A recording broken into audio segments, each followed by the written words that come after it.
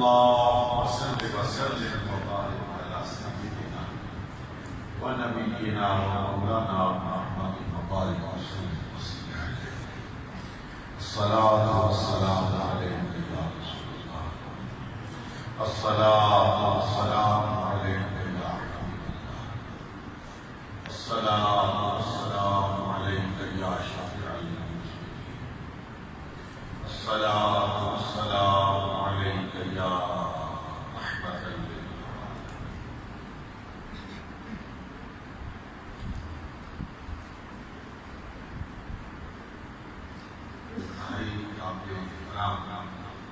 برادران کریم،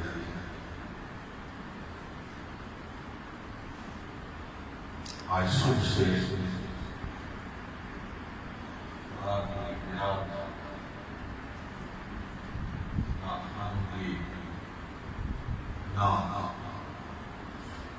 اور علماء کی معذوریت سے میں اور آپ مستفید ہو رہے ہیں۔ اللہ رب العالمین علماء کا سایہ ہے، تعظیم قائم رکھے۔ اللہ جل جلالہ برائے بیان جو رب کی طرف سے اللہ نے توفیق عطا کی، وہ رب العالمین قائم رکھے، اور یہ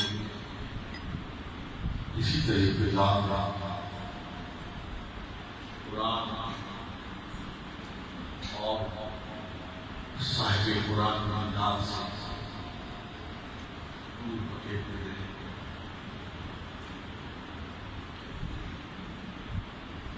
بہت تفصیل کے ساتھ، شر و بسط کے ساتھ اور نہایت حسن و خوبی کے ساتھ علماء نے اور عزیز کرام مرتبہ سردار حسان حسین الرحمان صاحب نے قرآن اور صاحب قرآن کے ارشاد کا ابلاغ کیا ہے۔ ہم مزید میں کوئی تفصیلی گفتگو نہیں کرنا چاہتا، آپ کے میزبان کی حیثیت سے صرف چند جلال شاد صاحب دفاع کرتا ہوں۔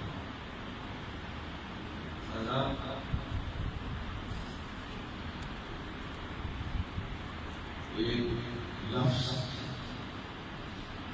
بڑے بڑے عالم جاہل سب کی زبان پر ہے، مفہوم سے واقف ہو یا نہ ہو، اس کے معنی کا ادراک کرو یا نہ ہو، یا جو اس کی فلسفی ہے اس کی گہرائی میں جاننا نصیب ہو یا نہ ہو، لیکن یہ لفظ بہت چل پڑا ہے اور وہ ہے لفظ تصوف۔ طریقہ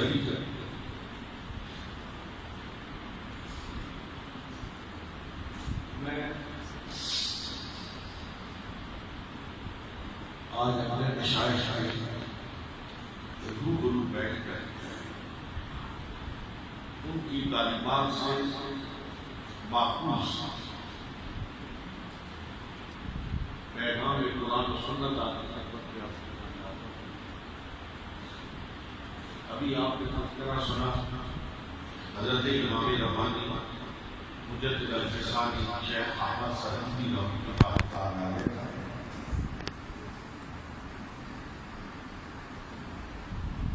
انہوں نے دو باتیں ساتھ بتائی ہیں، اور اگر صرف ان دو باتوں پر پیش نظر رکھا جائے تو میرے خیال میں تصوف کو اور طریقت کو سمجھنے کے لیے مزید کسی تفصیلی مطالعے کی ضرورت ہی محسوس نہیں ہے۔ آپ کے ساتھ جاتے تھے حضرت خواجہ محمد معصوم رحمۃ اللہ تعالیٰ علیہ، ان کے نام ایک مکتوب بے خط ہے. مجددی انقلاب جتنا آیا ہے، یہ جملہ مترجمہ ہے، مجددی انقلاب جتنا آیا ہے وہ خط و کتابت کے ذریعے ہے، سبحان اللہ، مکتوبات کے ذریعے ہے. بے شک. اور اس میں تھوڑا سا اضافہ کرنا چاہتا ہوں کہ جس صاحب اس کی اس سالانہ مجلس سے مثال ثواب میں میں اور آپ شریک ہوئے، انہوں نے بھی جو بے شمار دوستوں کے قلب ماہیت کیے اور ان کے قلب و ذہن میں انقلاب برپا کیا ہے اور روحانی سلسلے سے ان کو متوقع کیا ہے، اس کا بھی سب سے بڑا وسیلہ یہی خط و کتابت تھا. ایسا رحمۃ اللہ علیہ کو بھی بول کے دیکھیں تو پورے ضرور سے پورے اسباب تذکر کے جملہ مناظر کو اتنے آسان پیرائے بیان میں لوگوں تک پہنچایا گیا ہے. الحمدللہ. حضرت صاحب رحمۃ اللہ علیہ فرماتے ہیں اپنے بیٹے کے نام کہ بیٹا، یہ میرے یاد رکھنے کی بات ہے، یہ آپ کی یاد رکھنے کی بات ہے، یہ آج کی اس تقریر کا لبے لباب.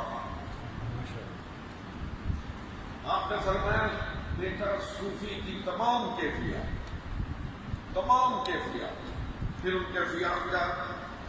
تفصیل کے ساتھ یہ لکھے: حال، وجہ، عدم، معارف، اور فرمایا وہ جتنے بھی رموز ہیں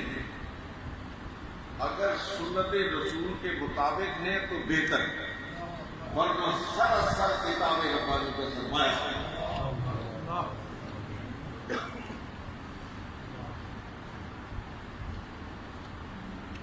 کسی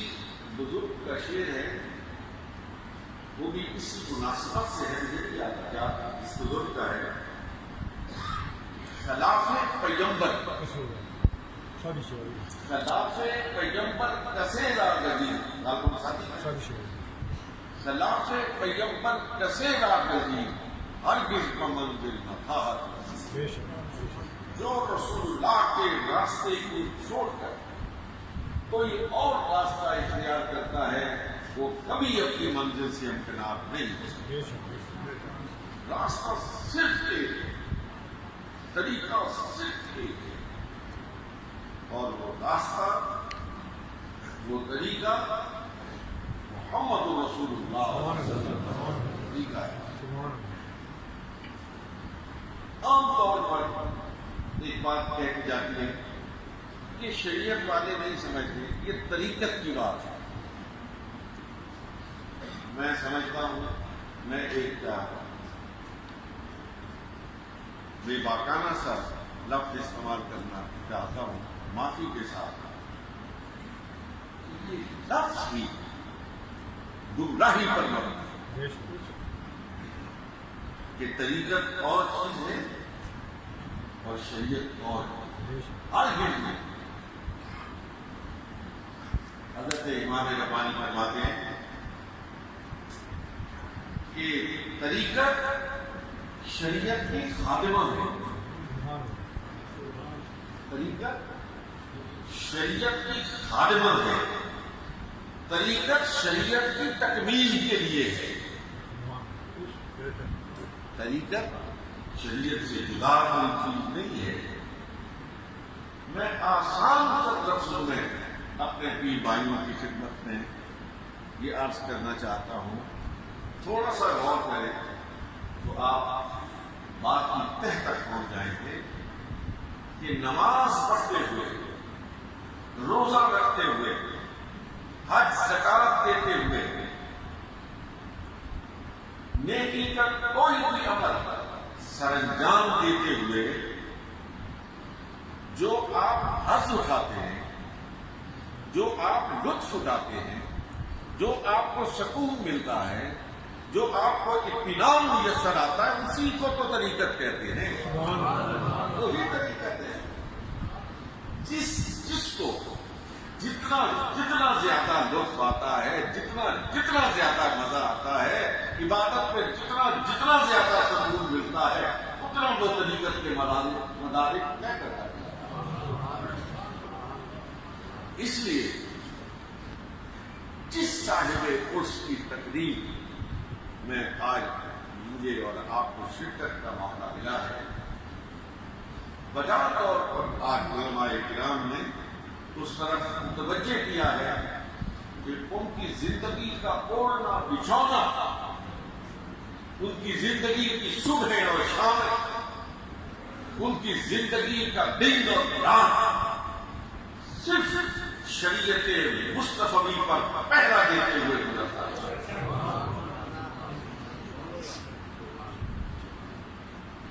کوئی حدیث پڑھی،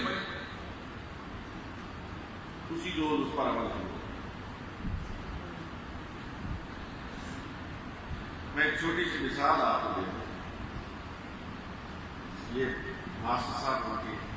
صحبت میں بہت بیٹھتے تھے، بہت زیادہ راتیں گزاری ہیں۔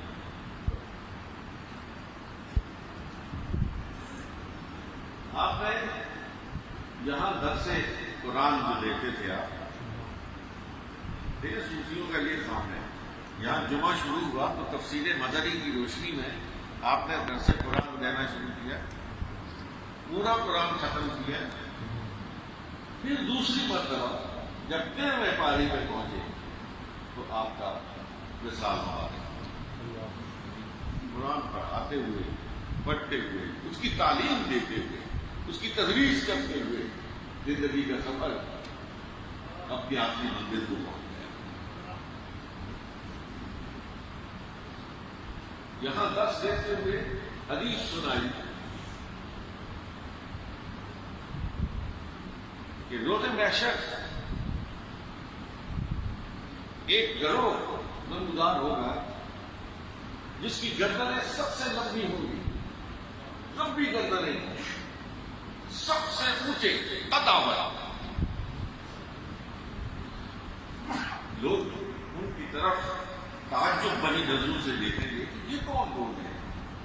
جو سب سے اونچے ہیں۔ تو ہاتھوں سے گہری سی آواز آئے کہ یہ میرے آخری نبی محمد عربی صلی اللہ علیہ وسلم کی مسجدوں میں اذانیں دینے والے مؤذنین کی جماعت۔ آج تو کسی کو کہو اذان دو، کسی مولوی صاحب سے کہو اذان دو تو ڈر لگتا ہے کہ وہ ناراض نہ ہو جائے، یہ میرا کام تھوڑا ہی ہے۔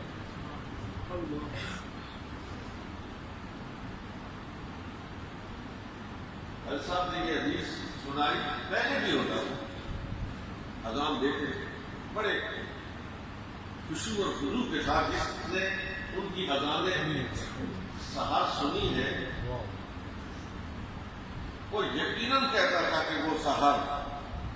جس سے لرزتا ہے شبستان وجود، وہ سحر جس سے لرزتا ہے شبستان وجود ہوتی ہے بندہ مومن کی اذان سے پیدا۔ اس اذان میں وہ سرور ہوتا تھا، وہ کیف ہوتا تھا، وہ مزہ ہوتا تھا، وہ لطف ہوتا تھا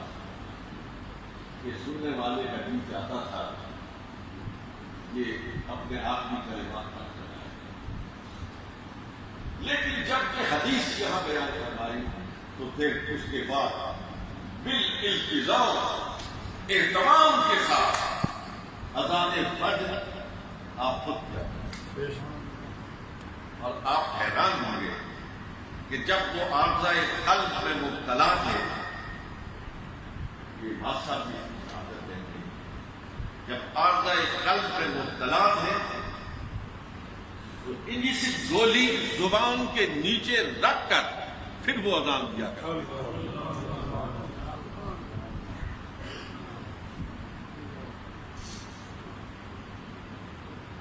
حدیث سے نہیں ہونا، بولے مصطفیٰ جاننا ہو تو پھر محدث کے اور مدرس کے سامنے زانوئے ادب طے کرنے پڑتے ہیں، اس کی دہلیز پر جانا پڑتا ہے، اور اگر اس حدیث کی روح کو جاننا ہو تو پھر ان صوفیوں کے دروازے پہ جاتا ہوں۔ میں ایک اور مثال صاحب عرس کی زندگی کی آپ کی خدمت میں پیش کرنا چاہتا ہوں، انتہائی قابل احترام برادران طریقہ۔ میں نے حدیث کو پڑھا، یقیناً جہاں علماء تشریف فرما ہے سب کی نظر سے گزری ہوگی کہ جب سید عالم فخر آدم و بنی آدم جناب محمد رسول اللہ صلی اللہ علیہ وسلم چلتے تھے تو آپ کے قدموں میں محراب حضور سے ایک کھسک کی آواز آئی، جو ایڈی مائیں کے لوگ کرتے ہیں پاؤں کی آپ تو کھسک کی، جوتے کے کھسکنے کی آواز آتی، جہاں مولانا اقبال قریشی بیٹھے، یہاں پہ بادشاہ بیٹھے، یہ بے شمار میرے عزیز، میرے احباب، میرے پیر بھائی بیٹھے ہیں جنہوں نے حضرت صاحب کے قدموں سے اٹھنے والی خاک کو اپنی آنکھ کا سرما بنایا ہے۔ یہ ایسا میں خدا کی قسم جس نے حضرت صاحب رحمۃ اللہ تعالی علیہ کے ساتھ اس مسجد سے گھر اور گھر سے اس مسجد تک کا سفر کیا، اس کی سمجھ میں آ گیا کہ جب محمد الرسول اللہ چلتے تھے تو وہ کھسک کی آواز کیسی ہوا۔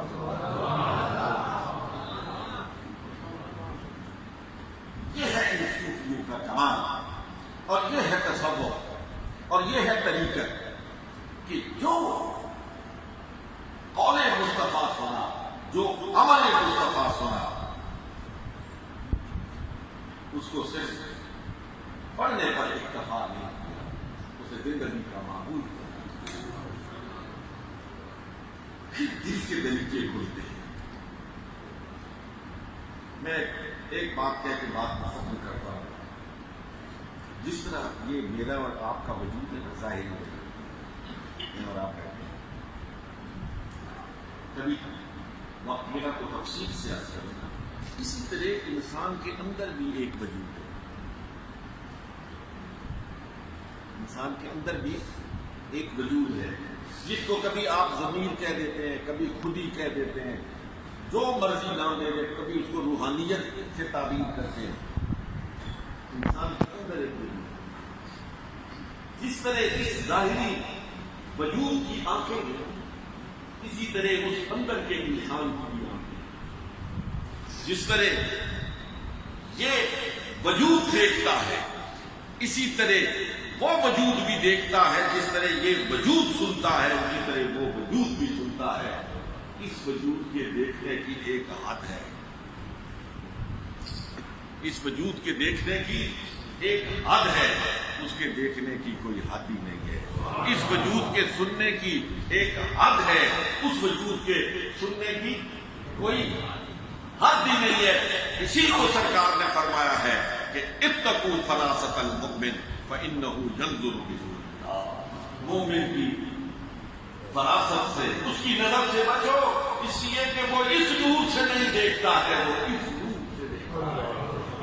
یہ نور انسان کے ظاہر کو دیکھتا ہے، اور وہ نور انسان کے دل میں گھس کر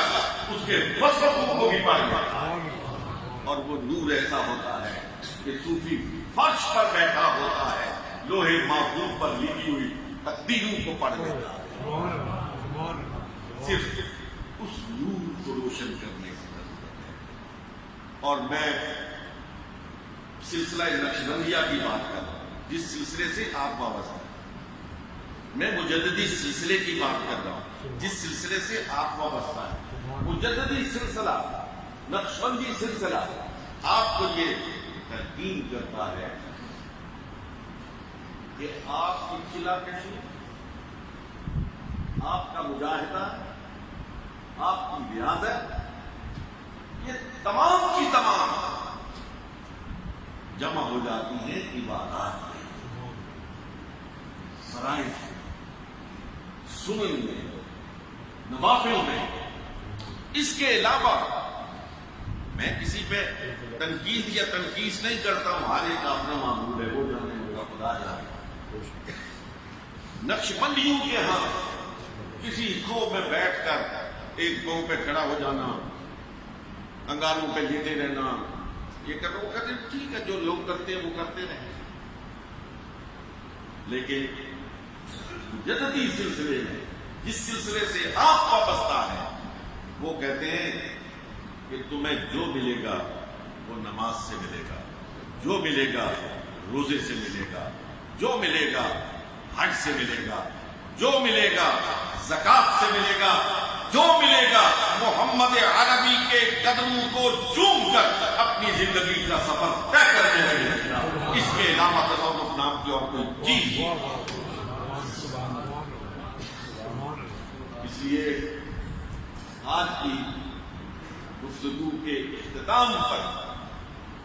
میں آپ کی خدمت میں یہ عرض کرنا چاہتا ہوں کہ آئیے اس پرفتن دور میں، اس پرآشوب دور میں، جبکہ شیطان ہر جہان اطراف سے امت مسلمہ کو گرانے کی کوشش کر رہا ہے، اس کو برباد کرنے کی کوشش کر رہا ہے، اگر اپنی عظمت رفتہ کو آواز دینا چاہتے ہیں، اگر اپنی شوکت پادینہ کو واپس لانا چاہتے ہو تو خدا کی قسم ایک ہی ذریعہ ہے، آؤ گنبد خضرا کی طرف منہ کر کے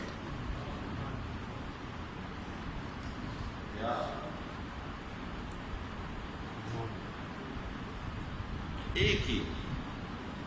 راستہ ہے۔ میں نے بہت پہلے کہا، لوگوں نے کہا عیدگاہ شریف میں اس پہ ہی کہا، لوگوں نے کہا کہ ہم نے کشکول توڑ لیا۔ میں نے کہا یار کشکول توڑو نا، کشکول کو سنبھال کے رکھو، توڑو نہیں، سنبھال کے رکھو، لیکن کشکول لے کے دنیا والوں کے دروازے پہ نہ جاؤ۔ یہ کشکول لے کے گنبد خضرا کون دیتا ہے؟ کون دیتا ہے دینے کو منہ چاہیے، کون دیتا ہے دینے کو منہ چاہیے، دینے والا ہے سچا ہمارا۔ میرے بھائی آپ کے اتنا آپ تمام حضرات سے درخواست ہے کہ ایک مرتبہ سورج